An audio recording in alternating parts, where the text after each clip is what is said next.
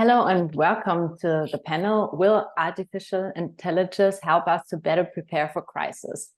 My name is Marie Steffens. I'm a journalist from Germany, and I will be the moderator of this panel. I will just quickly wait a few seconds so everyone can join the conversation. In the meantime, maybe you already know the panel will be held in German and in English, and you can select the language at the bottom of your screen. It says interpretation, just like with movies on Netflix.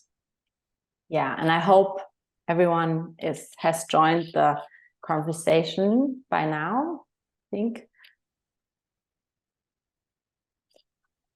Ja, herzlich willkommen zum Panel. Kann uns künstliche Intelligenz... A very warm welcome to the panel. Can artificial intelligence help us better to prepare for crisis? I'm Marie Steffens. I'm a journalist from Germany, and I will facilitate this panel. I do hope you have all selected your language all right, in which you want to listen to the panel discussion. During the discussion, please feel free to ask questions, which I will pass on to the panelists at the end of the panel. And it would be really great if we could enter a dialogue, because it's about a very exciting topic today, namely artificial intelligence.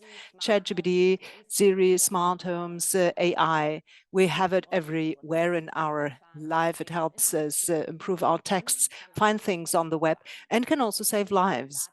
AI can analyze data much faster than we and without errors, and it helps us much better to react in crises, like, for example, in the COVID pandemic. However, AI is also a black box. It can be intransparent and has also some dark sides in terms of ethics, which we should take account of in science and politics. How can we make sure that its application is in line with our shared values?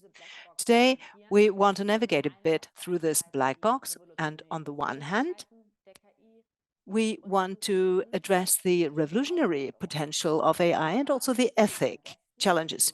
And that together with our guests, Ingmar Weber. He is Alexander von Humboldt Professor for AI at the University of the Saarland and works at a particular interface. Namely, in his research, he connects AI to several social and societal fields. Very glad to have you. Also, Yasmine Hamdar does that. She's a political specialist of AI with the United Nations Development Program and can tell us everything about the use of AI for sustainable development. Welcome. And Magdalena Rogl. She has a totally different perspective. She, namely, works for Microsoft. She is a diversity and inclusion lead there and wrote a book about the important role of empathy and emotional intelligence at work. So, many thanks for joining us. That AI has some dark sides and comes with some ethical challenges is nothing new. We have discussed it for a long time since AI has been around, and because this is also the reason why the European Union has worked on a law on AI that is to regulate the use of AI. The EU distinguishes by several risks of AI systems, and depending on the risk level, the system then must meet certain preconditions. And the EU parliamentarian Brando Benifei worked as a rapporteur in the elaboration of this law. Unfortunately, he can't be here today. He comes from Italy, and he belongs to the Social Democrats in the European Parliament. But he provided us with a video statement, and there told us how it assesses the AI regulations for the crisis. Thanks for this opportunity. I'm sorry I cannot be with you in person live, but I hope this video message can give some useful inputs. So on the topic we are discussing, as you know, I've been the rapporteur of the European AI Act together with another colleague, Dragos Tudorache, and we have been through these long negotiations to deliver these new rules, especially when we talk about complex issues like health crises, pandemics, and climate emergencies. the importance of the capabilities of AI might prove essential. This is one of the topics we have been in fact discussing, how we can combine protection of fundamental rights with the need to use instruments and innovations so that they can deliver results that can be fundamental for the public good. So if we look at it, we can see that the regulation has been putting some rules, for example, on the use of AI in health, especially when we deal with the use to understand diagnosis and also how to choose a specific therapy for a patient, and also when we deal with the use of personal data of people, also to look at the dynamics of events that could happen of catastrophic impact that can be related to climate or to other factors. I think it's very important that we are able to use in Europe these instruments to make forecasts to prevent the insurgence of pandemics or climate disasters. These are two examples that are quite clear, but also we need to consider how we use data and we maintain the protections of the GDPR. I don't see a contradiction. To be honest, if you look again at how the regulation is working, many of these activities will not be under the high-risk categorization or even the prohibited use cases, because most of this kind of activity related to crisis can be done without impacting directly on fundamental rights of people. Clearly, when systems do enter that sphere, they need to be put under a conformity assessment. And we need to check if we are not under the categories of prohibited uses. In those cases, this cannot be done. So it's a complex balance. The balancing of interests is at the core of this regulation. But I think we have reached a good balance. Consider that we also have put an important effort on sandboxes that can help new business ideas, new startups regarding AI, also in this sector of prevention and management of crisis. They can develop easily without having all the norms burdening them from the beginning, with a accompanied development that obviously needs to be put under control, under checks by the authorities, but it's a way to support new ideas and new developments, also for this kind of innovations. So the objective of the regulation, as you know, it's about trust building, and creating conditions for a bigger intake of AI. I have no doubts that for prevention and management of crises, also of the kind I mentioned as examples, health crisis, climate crisis, the AI systems will be crucial and they need to be used. But we need to check when some regulations need to be applied, the ones of the AI Act. So I think we need to believe that we can use these AI instruments for important objectives without renouncing to our principles, making them compatible with democracy and the European social model based on welfare state, but also on a certain series of freedom of liberties that need to be respected. I hope I gave you some food for thought coming from my side, and thanks for this opportunity. Thank you very much. Ja, einige Denkanstöße, food of thoughts von Herr Benifei. Yes, this was indeed some food of thought from Mr. Benifei. He's quite optimistic that AI can be used in crises without many human rights violations happening. Yasmine, Hamdar, you're a political specialist. How do you assess the AI regulation of the EU? Thanks a lot, Mary. First, thanks for having me on the panel. It's a pleasure to be here, and thank you to all the participants.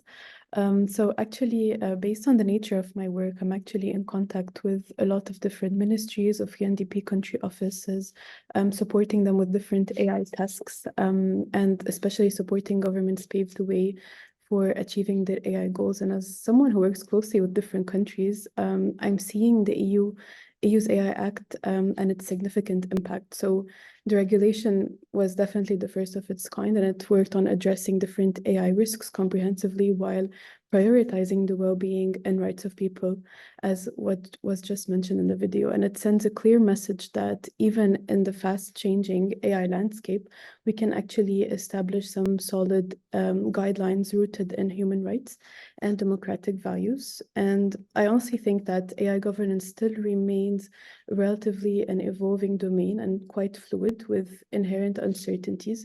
So continuous learning and careful management of legal dependencies and unintended consequences are quite critical. So I think the EU's AI Act sets a global benchmark by regulating the economic and societal impacts of AI, and it actually influences the future of development of AI, in my opinion, within Europe and globally. And furthermore, the adoption of this regulation is most likely to prompt in many countries to formulate their own rules for AI development and implementation. And I already see it in different ministries of ICTs in various countries who are already engaging in discussions about regulatory proposals. And the EU's AI Act is expected to kind of catalyze or expedite these deliberations. Thank you. I'll stop there.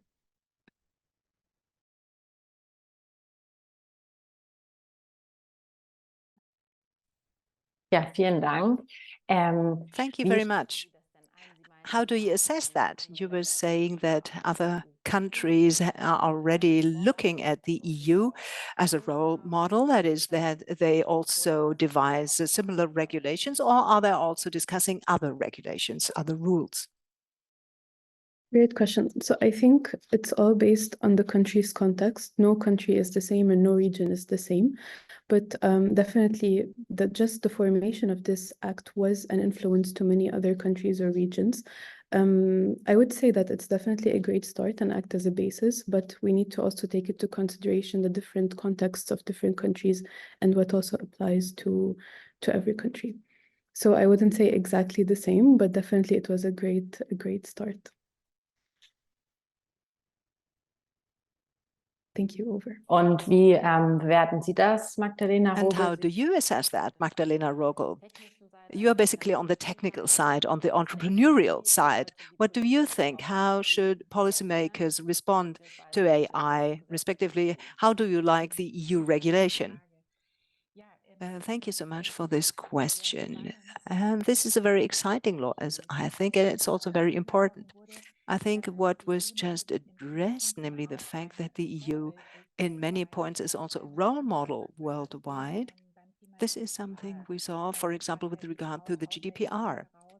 Also, it was initiated from the EU, and to date it has become a very globally relevant, important standard for data protection. I believe this example shows clearly what pioneering role the EU takes in many technology developments and also regulations.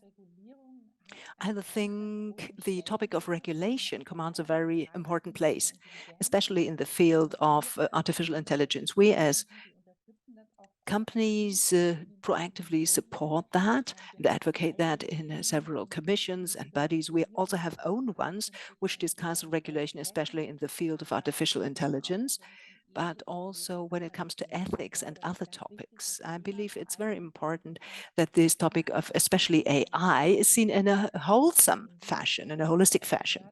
We also heard that in the video. It is a topic that concerns all fields. It can concern health, but also all other societal, political, and economic fields. And especially this is why this topic must be seen from a holistic perspective. Neither from a purely political or technological or entrepreneurial perspective can this be done, but really holistically. And my background is I'm a child carer by trainer. That is, I come from social work and moved into the digital world at some time. And it's very important that these very different perspectives are applied to these topics determining the future, so that we as an overall society can address these topics, but also that we can take the whole society on board with these developments. This is a very big risk, as I see, namely that only a very academic bubble and elite bubble discusses these topics, which may cause many information pieces to be lost, and at the same time fears being fueled. I would like to cover one more point. In the video we saw at the beginning, it was addressed that we have to think about how we use data. I believe it is at least equally important what data we use and what data we're allowed to use, and also what data we make available. And I am hereby talking about all of us as human beings, not in our work, in what we do professionally or for a job. No, the way we are as people, that we should also think about that. I believe an example in the field of health, it's very relevant, for example, that there should be voluntary donation of data, like there is organ donation or blood donation, because it's of very great relevance what data we can use. The question is which data we use is absolutely key for how these technologies can advance. For example, how far these technologies could be sophisticated if they could use these data. At the same time, it all gives us the empowerment to be part of that development, to contribute our data to this development. And I think this is very relevant in order to involve the whole society into the future, take them on board. Mr. Weber, you looked into data a lot, different ones. I mean, data on migration streams, for example, were collected by you. Like Mrs. Rogl said, we have to think about what data we use. Also in relation to our topic of crises, for example. So what would you say? In what way do we need to pay heed to what data we use, and where are there risks in mining data? Maybe before talking a bit more about the data, let me just quickly comment on the AI Act, so if that's okay, and then hopefully I'll link it back to the data element. So I mean, at least the things that I've seen so far concerning the AI Act, I mean, I think the details have not yet been finalized, or at least not shared with the public. I'm generally positive, let's say, so I think I like the general risk-based assessment and also sort of the application-based assessment. I think that makes a lot of sense. I think it also makes a lot of sense to ban certain uses of AI just outright from the beginning. But then I think some things where I have some concern is that, as far as I know, when it comes to assessing the risk, this is then still left completely to the companies or the entities building the AI. And I do understand it's difficult, you know, how could this be potentially done differently? But you know, even in the best case, the risks might not always be apparent, and also what sort of, you know, individual risk might not be the same as systematic risk. So for example, just to give a simple example, right? Just imagine, I don't know, YouTube was to change its ranking algorithm for videos to alphabetically based on name or something, right? That sounds like, okay, there's not even AI involved, right? Like what could be the risk, right? But then if you think about it, for example, you know, people of Chinese descent, right, tend to have last names that might start with a W or Y or Z, right? And so they might be sort of systematically harmed, right? Like sort of, and then you could argue, well, that's actually unfair, right? Sort of, you know, excluding this, like a group of people from potential monetization, right? And so, you know, but you know, assessing this risk, right, like upfront is really, really difficult, right? Like regardless of who does this, right? I think this is sort of one of the things where I'm a bit concerned, like how will that be sort of implemented, right? Especially in cases where risk is not always apparent. But I also like to focus on applications, right, rather than just technology per se. Just to give another example, sort of, so right, like you know, in the US in particular, right, a company like Uber might say, oh, we're not a taxi ride company, right? We're a technology company, right? We're using AI, right? We are an app or so, right? And if you approach it from that view, you say, yeah, it is a technology company, maybe, right? Like, but then if you think that, what do they do, right? They get people from A to B on vehicles, right? That's a taxi company, right? And so if you focus then on the application, again, I think that also limits some of this approach. Oh, lawmakers, they don't understand AI, right? They can't tell us anything, right? They don't understand how deep learning works, right? So therefore they don't have any authority to tell us, right? But then again, if you bring it down to the sort of the people and how technology interacts with society, right? I think it to a degree sort of simplifies certain things, right? And just look at, well, what's the actual impact on the real world, and what is the impact that we want. But then again, just to nitpick some things in the AI, right? But then of course, one of the reasons, as far as I understand, right, the reason that it got held up a bit was, sort of ChatGPT and the sort of large language models that came up, right? Which are then a bit different, right? Because these are sort of more foundational technologies, right? That are kind of like devoid of a purpose, right? Like sort of or like of a specific purpose, right? It's not just that somebody starts building AI for social scoring, right? And this is one of the use cases that will not be allowed. It's not that clear, right? It's just, okay, then now there's this thing, right, that somehow understands text, right? Like sort of, so how should we think about the risks of that, right? Like sort of, so because there's no single clear use case, right? And there, as far as I know, the current approach looks kind of at the computational power to train these models, right? Like whether they're sort of big models or small models, right? And then sort of large models might be, given sort of more scrutiny. But again, that makes some sense. But then also, like, at least on the technological side, things are advancing so quickly, right? I wouldn't know how to keep that sort of threshold, well calibrated the whole time. So again, there's like a detail where I'm not quite sure how that will work in practice, right? And sometimes, also things that are, for example, I work on satellite imagery, so I can talk more about the data side maybe later, right? You might use a model that's sort of trained on detecting cars or cats, right? Like, nothing to do with satellite imagery, completely harmless, low risk, nothing, or sort of, right?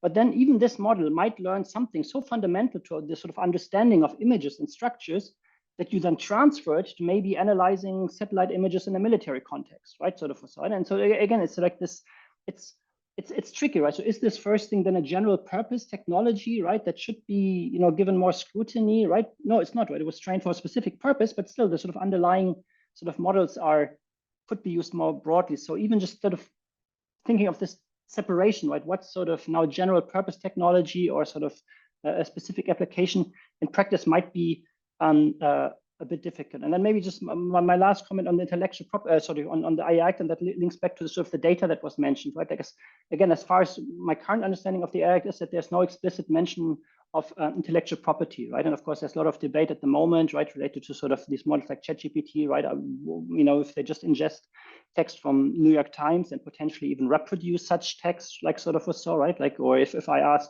Dali, right, oh, I want a cartoon character that's an Italian plumber or something, right? And then it just generates, I don't know, Mario or something, right? Like sort of so, right? That's, it's copyrighted.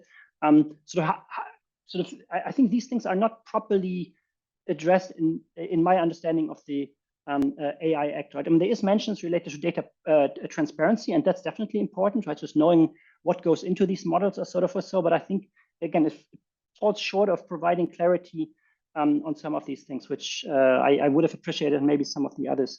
And then, okay, maybe I want to just very, very quickly, maybe there's more questions later about my work in particular, but in my own work, I already hinted that we're using satellite imagery, right? And there are different types of satellite imagery. Some you have to sort of procure, you have to sort of purchase from particular sort of satellite providers. Maxa is one, Planet is another one. But then there's also free satellite imagery, thanks to ESA and other sort of providers. But then we also use a lot social media data, in particular, sort of anonymous data from advertising platforms, right? And of course, that sort of then directly taps into sort of GDPR and what can be connected and what cannot or should not be collected, right? And happy to elaborate on also the risks of such data collection and such uses maybe later. Yeah, I think we can discuss the data a little bit later. Maybe we can stick to the political side. Magdalena, Rogl, Herr Weber hat schon gesagt, dass die Frage ist. Mr. Weber had already mentioned that the question is sort of for how long this regulation will hold, that is, apply. So when will a first update become due, do you think? Well, I believe, for me, from my perspective, it's nearly impossible to answer because the developments in this field are so fast. No one of us, I believe, can really give a binding answer to this. How long will this be relevant? How long is the information we're currently using to work on these regulations? For how long will these answers really remain up to date? I think this shows it very clearly that this must be a continuous process, that we have to accompany and support these developments in the long run. From my perspective, my very personal perspective, it also shows how important these human skills are. That is, that we, and you know, it sounds so easy, but that we have to think back to our common sense, that we think about, okay, would I personally do it this way? In what way would I assess that? How would I assess that? It's easy to say that, but I believe today, in the current time, and also faced with the current developments and with the speed of developments, it is more important than ever that we not just abide by things because they are in laws and regulations, but that we also think back to our own ethics and remind ourselves of our standards and invoke them, rather than waiting for when a law is amended or updated, supplemented, but rather that companies also set rules for themselves, that companies use their own ethics tools forward, and they are moving ahead with their developments. Also in beta pads, for example, many technologies which have not made it to the public or may never make it to the public, but that also in these processes, these rule books are used, which are set by the companies themselves in the best case, and also the expertise of people in different realms of the society, how that can be included. This is very important, as I believe, and this is why there is not a very concrete answer to a question as to how long a law will stay up to date. I think it would be negligent to say, okay, let's do some crystal ball gazing and see what comes out. But I think it's important to have this continuity, especially in the work in this field, and especially also to have a cross-cutting exchange between all fields of the society: policy, science, research, economy, business, and also always jointly take a look at what perspective do we need and what can we do to respond to new developments and new crises.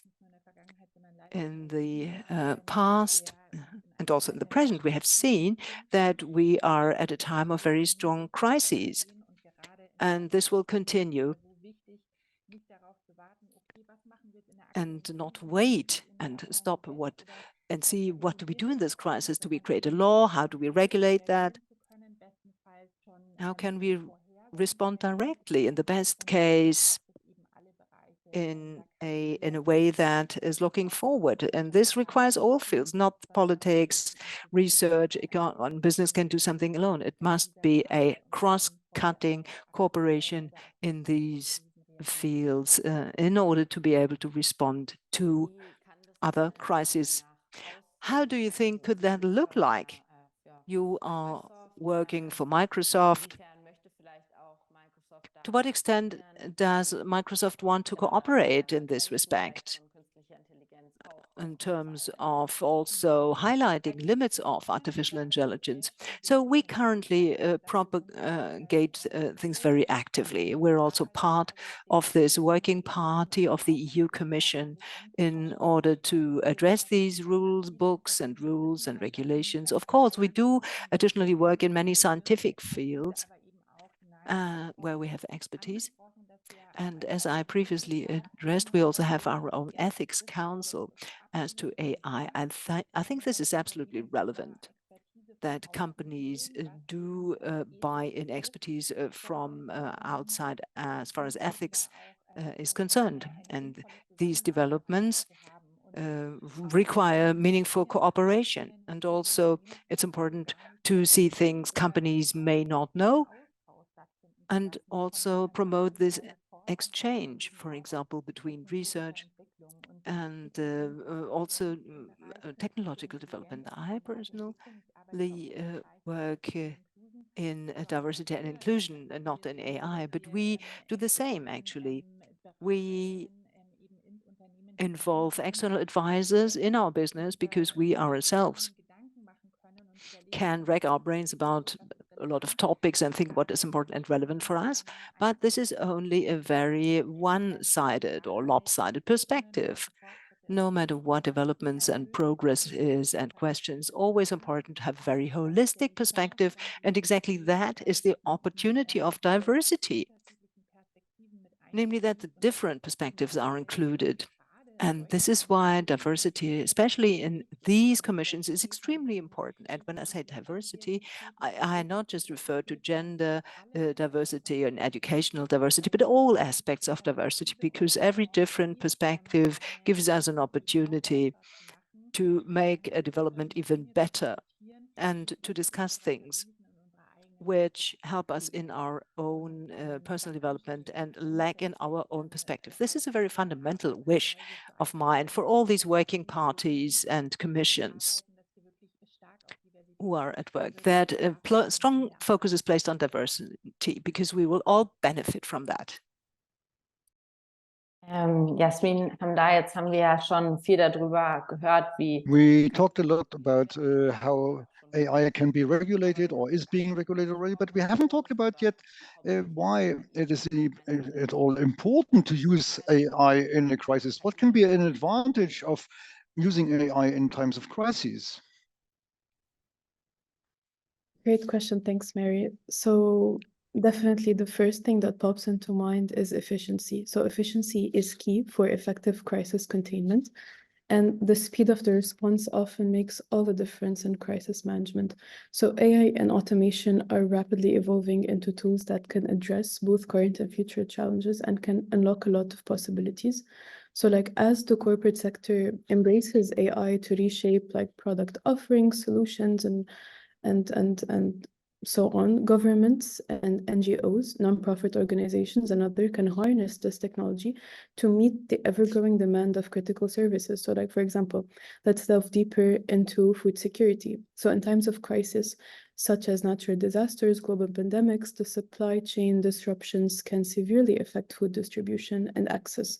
And AI can play a pivotal role in mitigating these challenges by analyzing data on crop yields, weather patterns, transportation logistics. I worked a lot in that field as well, using satellite imagery to detect all of what I just mentioned. So by doing so, AI can definitely optimize these things to reduce wastage and ensure, like, for example, essential supplies reach communities. So in a world where organizations worldwide have access to comprehensive suite, that's the world that I would like to kind of imagine. And just to give you more examples, so imagine if we could receive early warnings about impeding natural disasters, such as the floods that happened in Libya or the earthquakes that happened in Morocco. So the effect of such timely alerts could not be overstated. It translates to life saved, reduced injuries, significantly less financial resources required for emergency and crisis response. Another example would be earthquake early warning systems in countries like Japan and the US, where they employ AI and machine learning algorithms to detect seismic activity and issue different alerts. These systems have demonstrated how casualties have been reduced, damage has been reduced. So I would definitely I would take the positive side and say definitely AI would have immense positive impact. But nonetheless, even though AI has proven its worth in crisis response, we must ensure that this technology delivers maximum advantage to humanity, and it's imperative to continue its ethical development, inclusively involve diverse stakeholders, maintain strict accountability, and adhere to responsible deployment practices. And with this approach, AI can definitely evolve into an indispensable asset for these cases. Thank you. I'll stop there. Und würden Sie sagen, dass es auch, also KI auch in... You are saying that AI should also be used in any kind of conflict, or would you think there are some limits or certain conflicts where AI shouldn't be used? I think it definitely depends on the crisis at hand. So, like, several essential aspects determine AI's applicability in a variety of crisis scenarios. So the nature of the crisis is important. Let's say in natural catastrophes such as hurricanes, earthquakes, AI excels at early warning and damage assessment. However, I would say in situations involving complex social dynamics, such as civil unrest, humanitarian emergencies, the human element is critical, and AI's adaptability may be limited. And I always mention that whenever you want to use AI, human-in-the-loop feedback should be necessary because a human and AI collaboration is vital. So even though AI provides vital insights and automates regular chores, human expertise remains critical in almost all crisis situations, in my opinion. And the pace with which a crisis occurs determines also the effectiveness of AI as well. So another example, like in fast-moving situations such as pandemics and what happened with COVID, AI helps with data analysis, helps with modeling, but like real-time decision-making frequently requires human intervention. And in contrast, for slower developing crises such as long-term environmental changes, AI can be used to continuously monitor and predict outcomes. I'll stop there. Thank you. Thank you. Ja, vielleicht dazu.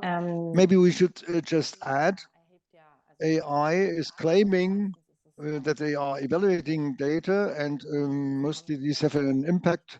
And Magdalena Rogl, you also researched on emotionality. I would like to ask you, is AI able to help in any situation of crisis and even to influence some emotional decisions, or what has to be regulated or observed in this process? Thank you for this question. Well, I just can agree with what earlier speaker has said. You always have to bring in this human aspect, no matter where you use AI, and mainly also when it comes to the development of certain components. I believe that basically AI should be and can be helpful in any kind of crisis, just theoretically speaking. But of course, it's of the essence that we really remain at the top of the decision-making process. And we have to ask whether it's about analyzing data, whether it's about organizing supply chains or rescue services, etc. This is something where AI always may be helpful. There are lots of things, and of course, it's also helpful in crisis, or in avoiding crisis or mitigating crisis. For instance, we have a program where we also work in natural protection, and we are analyzing a lot of images, and we see which kind of animals are dwelling in which areas, what can be done that no humans may intervene in these areas. And therefore, it is very important to see the potential for all types of crises. But of course, it's also important that things have to be analyzed from the human point of view, whether it does make sense and whether it makes sense ethically as well. That's something which I said earlier on already. And therefore, human intelligence is, of course, essential. And to me, it is absolutely clear, the more AI is developing, the more we have to work in our own emotional intelligence. That has to go hand in hand. And it's a great thing to see the opportunities which open up by AI, by robotics, and these new technologies to support our future, to improve our future, to further develop in all areas. But of course, it makes even more clear that we ourselves have to continue our development, and that we as humans have to find out how we can use these technologies best, and what does it take from our side if AI is really taking away certain jobs from us. certain analytic jobs, etc. And then it's, of course, exactly those human skills which gain an enormous importance, regain, I would rather like to say, such importance. And that is something which, unfortunately, in the last decades, we have forgotten. Things which our working environment did not expect us to have.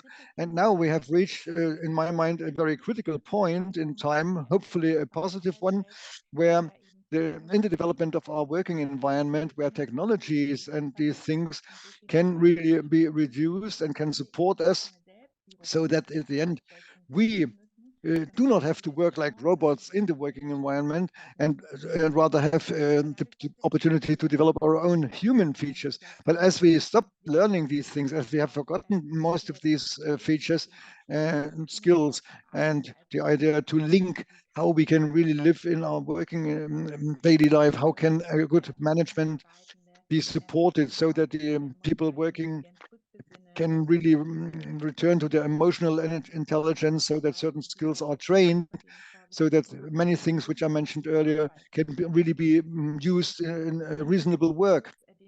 I think it's a main error which we can observe in our society. The diversity sometimes is called in panacea, and if AI is called a panacea, if we everything will be better, etc. From my own experience, I can say that in the first place, AI is of course straining all parties involved. The more different perspectives and opinions you have in the teams, in the bodies, or in the commissions which were mentioned, the more stressy the discussions will become. But even the more valuable are those discussions, because there are different perspectives. We just have to learn how to deal with this diversity, and we have to use AIs reasonably, and that works best when we use our capability to be empathic, and where we really can allow these tools to operate and make a reasonable assessment without just criticizing just a different opinion from one's own opinion. And I think, in summary, especially when we look at the current situation, our human characteristics will become even more important, but it takes a lot of ourselves, of society, and of science in order to find the right space for this. Thank you very much. Ingmar Weber, you are having a chair or building up a chair on societal computing, and you are actually working at that interface, as if I got that properly, between social areas and AI. So what is your take on the subject? Yeah, thanks for the question. Yeah, exactly. So the name of my group is Societal Computing. The way that I typically define it is that it comprises of computing of society and computing for society. So as far as computing of society is concerned, we use new forms of data. I mentioned satellite imagery, I mentioned social media data, but also other forms of data to quantify societal phenomena. So this could be migration, could be gender gaps, done work on poverty estimation, etc. But then the other dimension, which is sort of computing for society, is much harder part, right? So what, right? What do we do with this, right? Like sort of, so, and of course, this has to involve sort of partnerships, right? I've been fortunate to work with a lot of partners, including UNDP, on a range of projects. For example, when it comes to estimating migration flows out of Venezuela, or also inside Ukraine, sort of. So, and I really, just to echo, things that Yasmine Hamdar mentioned before, right? I really do think there's a lot of opportunity for improving, in particular, humanitarian response, right? But then also to echo some of the things that Magdalena Rogl mentioned, sort of, right? I mean, if there's not the sort of diversity, or if it's just people like me, right, or people, in New York City, I don't know, like thousands of kilometers away from people actually concerned, right, that then look at some AI-based analysis, right, and decide, okay, here's what we should do, right? I mean, that might not necessarily help, right? Like, just the whole context is just not there, right? Like, sort of, right? And sometimes this leads to disasters such as in Afghanistan, right, where biometrics is used or was used, right, like sort of so, right, for example, for different types of aid allocation.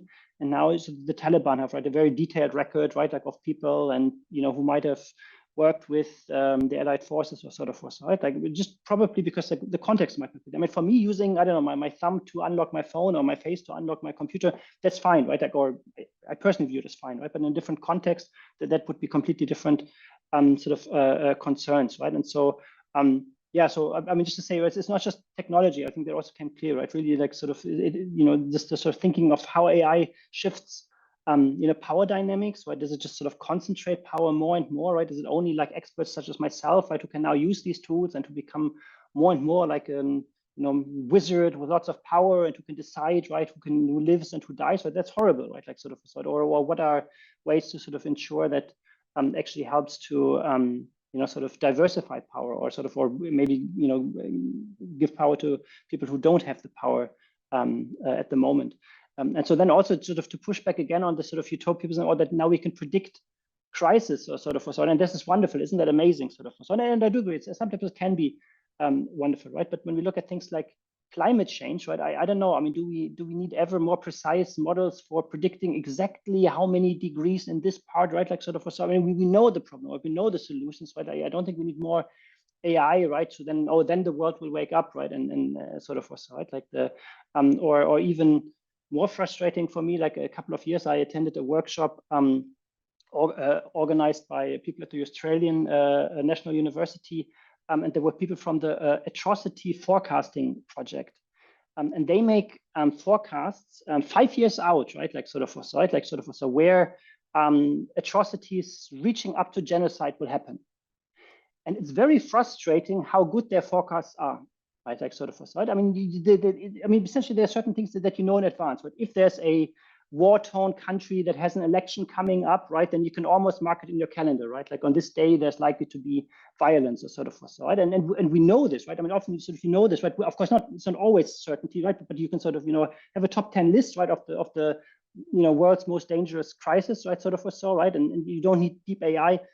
And still, right, like what do we do right now? Would AI now magically help, right, change that? You sort of saw, right, if you have an even fancier model to come up with these predictions. So I just want to also push back that now, you know, due to AI, we can predict crisis, and now because we can predict this magically, we'll manage to it. And having said that, of course, it's true, right? Like for when it comes to like floods or, you know, localized sort of things for operational purposes, absolutely, right? There's enormous value. Interessant, ja. Yasmine, Hamdar, was denken Sie dazu? Also very interesting. Mina, what do you think about that? Yasmine, also when it comes to climate change, what's your take on that? Great Yasmina? question. Yes, Yeah. sorry I'm late, but the transcription takes some time. Well, I definitely agree with what Dr. Ingmar said.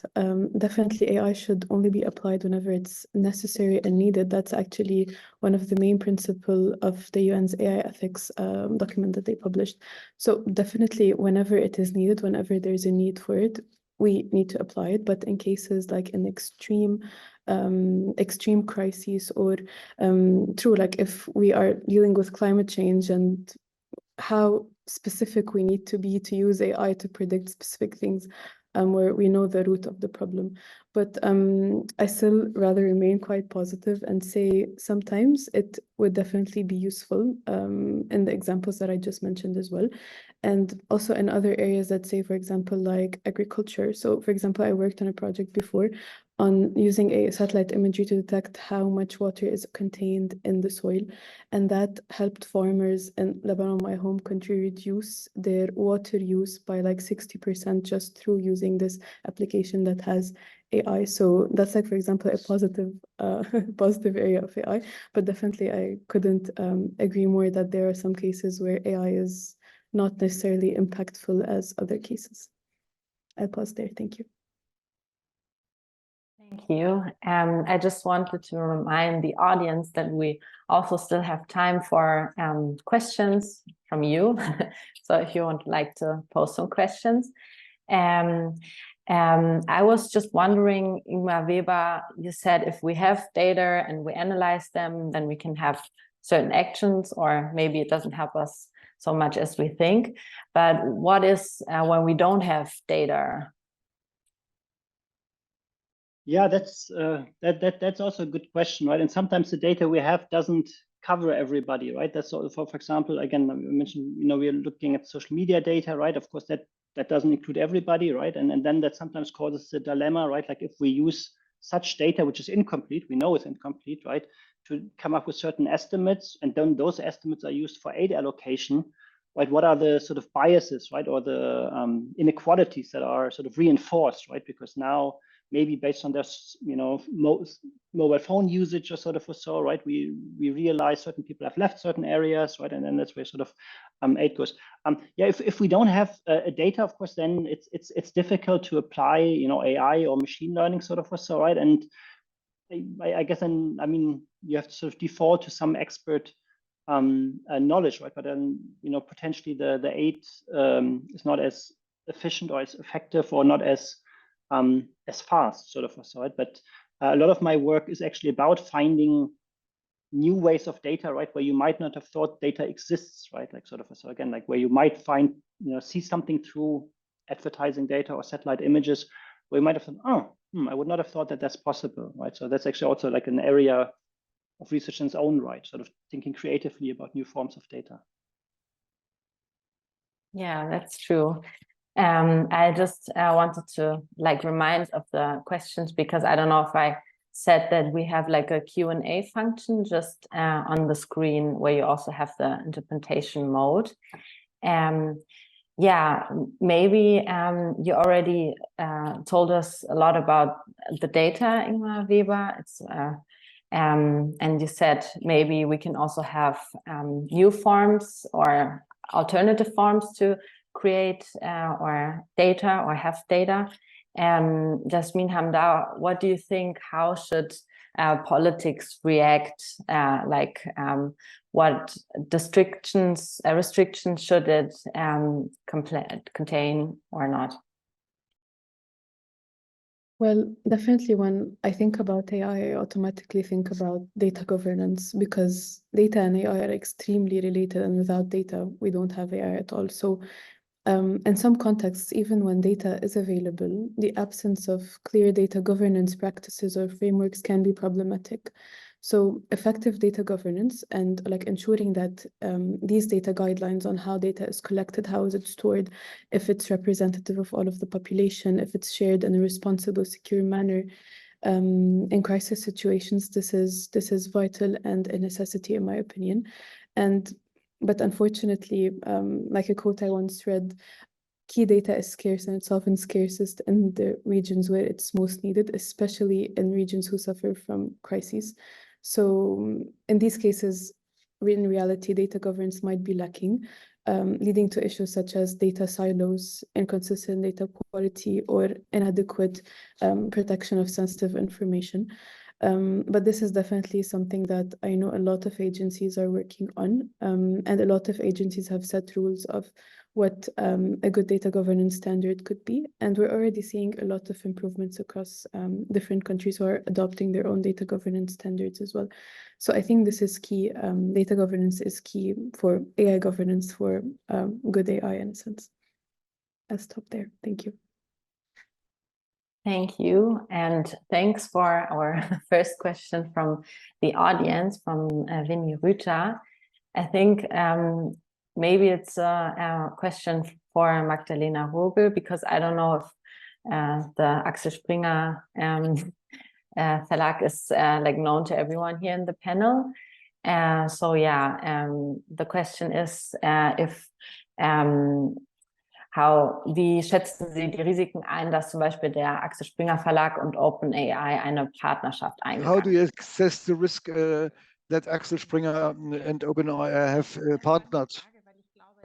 That's a very interesting question, because I think that's a way of artificial intelligence, which in the meantime we are all using in our everyday life. It's not just ChatGPT, which is of course has enormous user numbers, and actually is much more than everything which we could imagine a time ago in form of speed or whatever. But also it's concerning chatbots, etc. And there are two things involved. On the one hand is the responsibility question, where we really have to make sure that how can we save the use of data? How can we use them safely? How can we make sure that as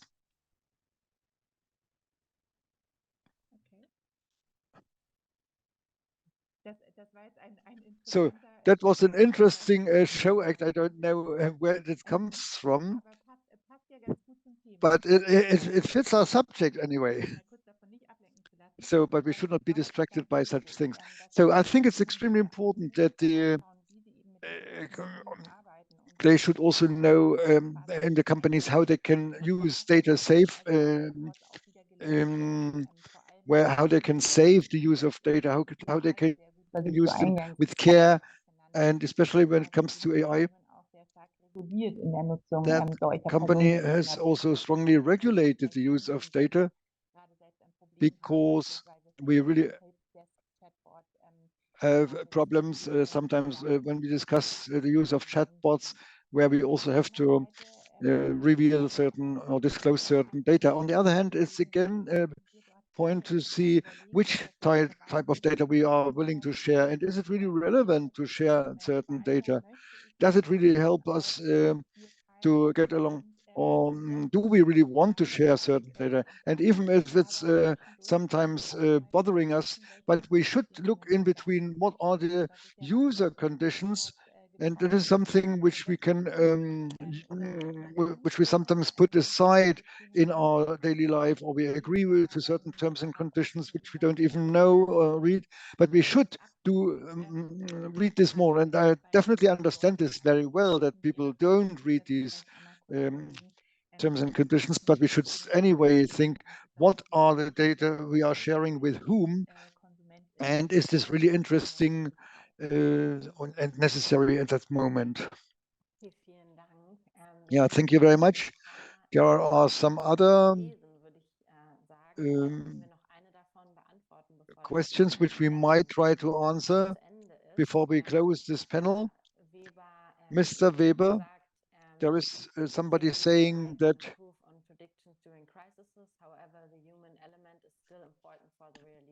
does provided through IA. This is also dependent on the quality of data available in the country.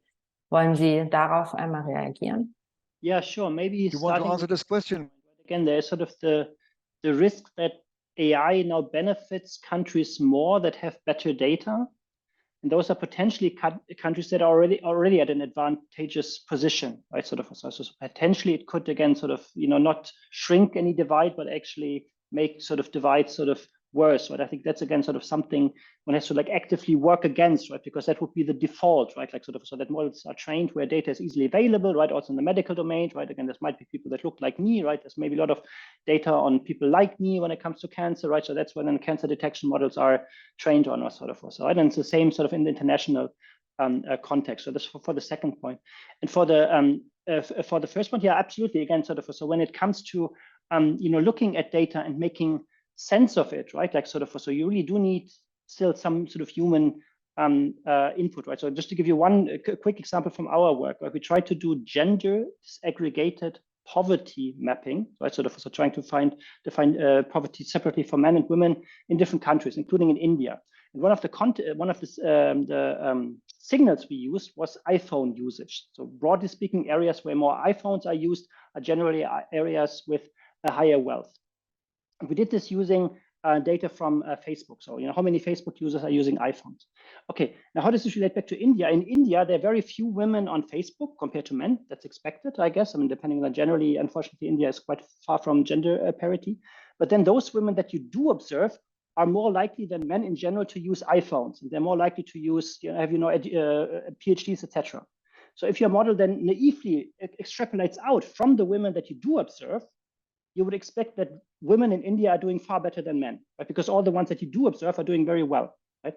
And so that's a reasonable sort of model prediction in a sense, right? But then you have to have this sort of human inputs, that makes no sense whatsoever, right? In this context, that's clearly wrong, right? Like sort of, so that cannot possibly be true, right? Just to sort of to give an example of the first point of the comment. Ja, sehr spannend. Wir sind auch schon am Ende unseres Panels angelangt. That is very interesting, and we are almost reaching the end of this panel. Maybe everyone can just add a couple of words by saying where AI may really be important to be used in crisis, and what should we observe, what should we take into account. Maybe Miss Yasmine Hamdar, you might start, please. Thanks, Mary. Definitely. I just want to say one final thing, that I think it's not that difficult for countries to start AI implementation. I always say that everyone can start small and it has a lot of potential. However, again, there are a lot of regulations we should abide by in terms of implementing AI in an ethical perspective. But I always rather stay on the positive side and say that we can definitely benefit from this technology to our advantage. I'll keep it short. Thanks. That's it. Vielen Dank, Frau Rogl. Vielleicht auch noch ganz kurz. Thank you, Ms. Rogl. Yes, I definitely agree with that. Artificial intelligence may open up a lot of opportunities if we use it reasonably, and if we cover all areas of the society in the development, in the use of AI, and also in the use of data. And therefore, the human factor is very important. Emotional intelligence, empathy skills, and also the claim to ethics. And this is what I wish of those who have responsibility, no matter in which area we are working, whether we have to deal with AI, we all have a responsibility versus our society. Thank you very much. And Mr. Weber, what is your... Echoing what Ms. Rogl was saying, I think it's really important, right, to also have this sort of diversity perspective, make sure that, many people contribute to the development of AI, right? That doesn't happen like in a vacuum, right? Like maybe 1,000 kilometers away from where it's actually deployed. Ja, vielen lieben Dank für diese interessante Diskussion. Thanks a lot for this discussion. Unfortunately, we have to come to an end. Thank you for listening as well. And there will be another panel, also chaired by myself, at 2:45. You may use the same link or stay online. And I'm looking forward to another interesting discussion. Thanks a lot. Thank you. Bye-bye. Thank you. Bye.